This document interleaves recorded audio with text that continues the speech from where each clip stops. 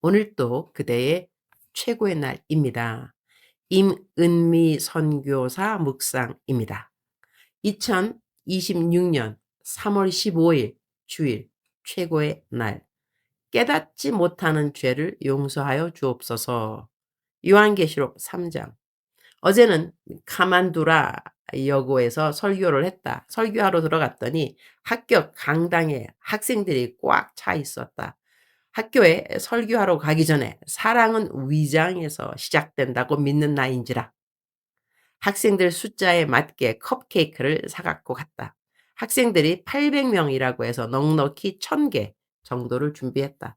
내가 케냐에서 키운 아들들이 8명이라고 했는데 그중 3명이 어제 그 학교 행사를 돕기 위해 왔고 우리 르호보 교회의 사역자인 사이몬 전도사가 전체 프로그램을 주관하고 있었다. 찬양 인도는 폴린 자매가 하고 있었다. 모두 우리 르호봇 교회에서 신학교에 보낸 장학생들이다. 그저 이들이 리더로 뛰고 있는 모습 자체가 나에게는 큰 은혜의 시간이었다고 하겠다.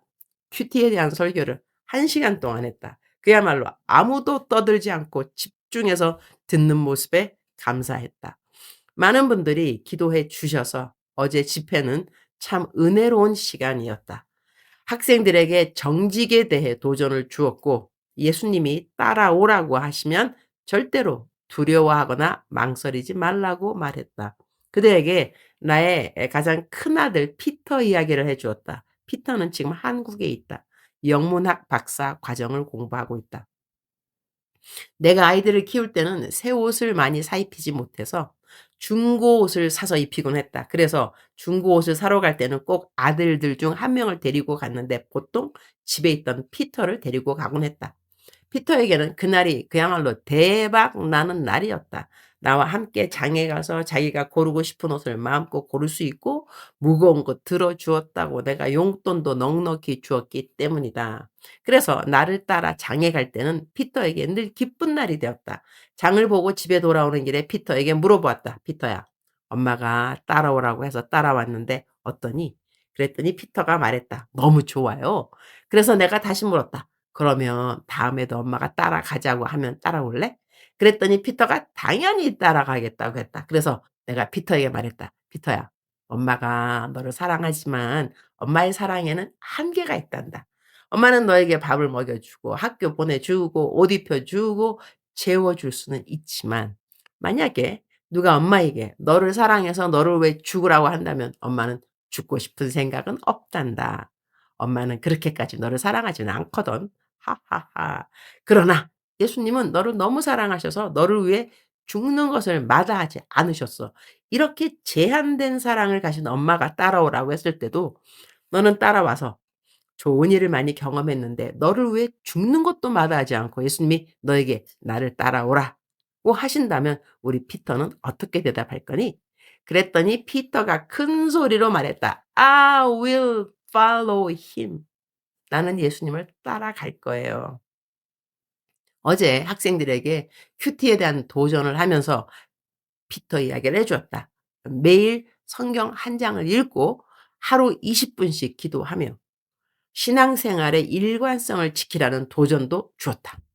그리고 내 큰 아들 피터가 말한 것처럼 예수님이 따라오라고 하시면 두려워하지 말고 꼭 예수님을 따라가라고 말했다. 예수님을 따라가면 정말 좋은 일이 많다.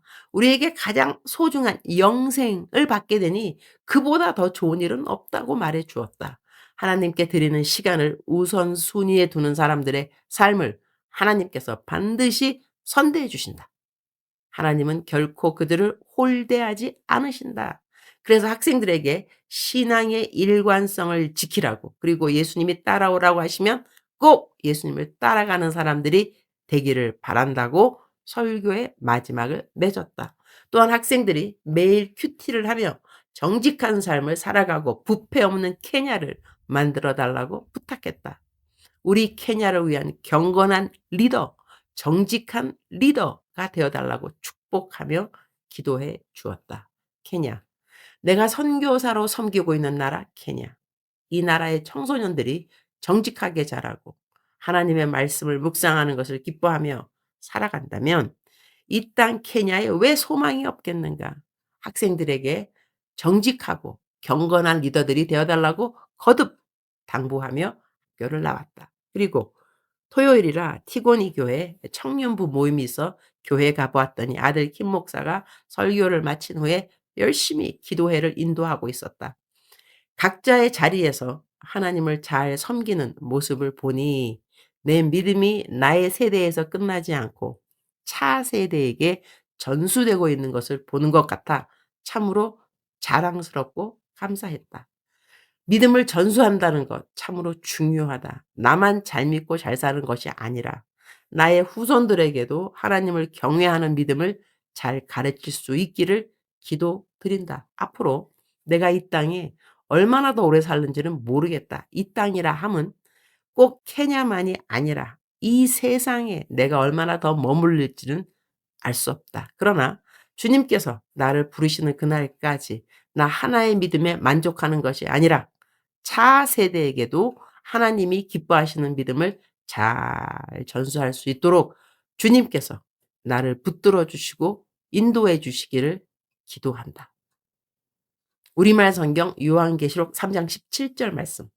내가 말하기를 나는 부자라 풍족해서 부족한 것이 하나도 없다고 하나 너는 자신이 비참하고 불쌍하고 가난하고 눈멀고 벌거벗은 사람임을 알지 못한다. 알지 못함이 죄가 될 수 있다는 생각을 하게 된다. 자기 기만이라는 말이 있다. 스스로가 속고 있다는 것이다. 세상적인 부를 가지고 있다고 해서 그것이 참된 만족이나 성공이라고 여겨서는 안 된다. 자신의 연약함과 죄악됨을 모르는 것은 죄가 될 수 있다. 우리가 지을 수 있는 죄 중 하나는 안일함이라고 생각한다. 그리고 죄와의 적당한 타협들. 남들도 다 나만큼은 거짓말하고 사니까 이 정도의 거짓말은 괜찮은 거야. 이렇게 생각하는 마음이 있을 수 있다.